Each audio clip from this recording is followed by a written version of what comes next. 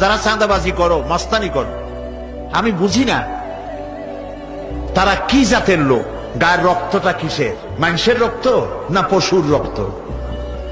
চাঁদাবাজি করতে যাও কি জন্যে? একটা মানুষ বহু টাকা বহু কষ্ট করে জমি জমা বিক্রি করে ব্যবসা করতেছে, সেখানে যাইয়া আমাদেরকে 2 লক্ষ টাকা দিতে হবে, 5 লাখ টাকা দিতে হবে। কি হয়েছে? চাঁদাবাজ এবং মাস্তান যারা চাঁদাবাজি করতে যাও, মানুষের কাছে খয়রাত চাও, ও ভিক্ষা করে খাওয়া অনেক ভালো। মসজিদের সামনে একখান থাল নিয়ে বসে থাকো, যে আল্লাহর রাস্তায় খয়রাত দাও। দোকানদারের কাছ থেকে চাঁদাবাজি করা, বিল্ডিং কেউ নতুন বানাইতে পারে না, অমনি হাজির। গলায় সোনার চেক, হাতে কতগুলা আংটি, তারপরে হাতে মোবাইল, গলায় সোনার চেইন। শহরের মহা উল্লুক জানোয়ার বলতেছে এখানে ইট ফেলাইতে পারবে না, রড দিতে পারবে না আমাদেরকে চান্দানা দিয়া। এটা কি মানুষ? বলেন মানুষ? এরা মানুষের সন্তান? এরা জানোয়ার, পশু।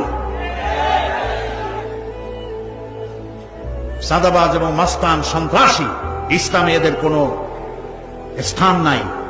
এদেশে যদি কোরআনের রাজ কায়েম হয়, সন্ত্রাসীদের মাথা কামাইয়া ঘোল ঢেলে দেওয়া হবে, যাতে মাথা ঠান্ডা থাকে। এই জন্য মাথা ঠান্ডা করিয়া বসে থাকবে। আর সকলের চাকরি দেওয়া হবে, কাজ করো আর খাও, চাঁদাবাজি করো না। শ্বশুরের কাছে চাঁদাবাজি করে, বউর কাছেও চাঁদাবাজি করে। এত বড় লক্ষ্মী ছাড়া বউরে যায় বলে আমার হিরোইন খাওয়ার পয়সা দিবি। পত্রিকা আসছে না ভাই? কত বড় শয়তান, বউর কাছে চাঁদা চায়। আল্লাহ এইসব চাঁদাবাজ, মাস্তান, অপহরণকারী আর সন্ত্রাসী জানোয়ারদের হাত থেকে আল্লাহ এই দেশকে রক্ষা করুন। বলেন আমিন। চিল্লায় বলেন আমিন।